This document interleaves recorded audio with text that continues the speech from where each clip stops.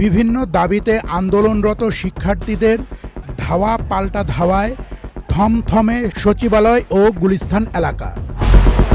বিকেল ৬টা পর্যন্ত পুলিশ ও শিক্ষার্থীদের মধ্যে এ সংঘর্ষ চলে।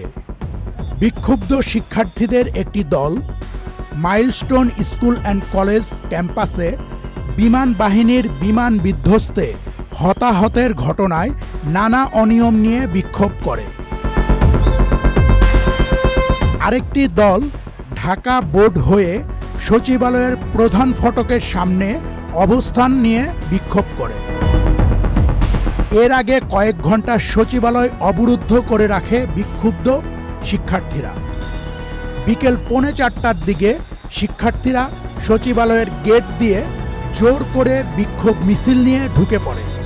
সে সময় পুলিশের সঙ্গে তাদের ধাওয়া পাল্টা ধাওয়ার ঘটনা ঘটে। পরে আইনশৃঙ্খলা রক্ষাকারী বাহিনী কঠোর অবস্থান নিয়ে শিক্ষার্থীদের সচিবালয়ের ভেতর থেকে সরিয়ে দেয়।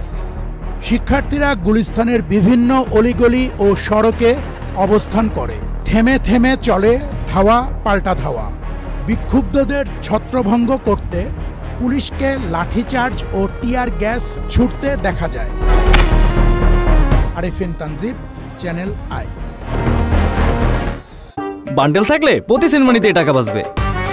বিকাশ সেনমানি বান্ডেল কিনে জিতুন প্রতি লেনদেনে।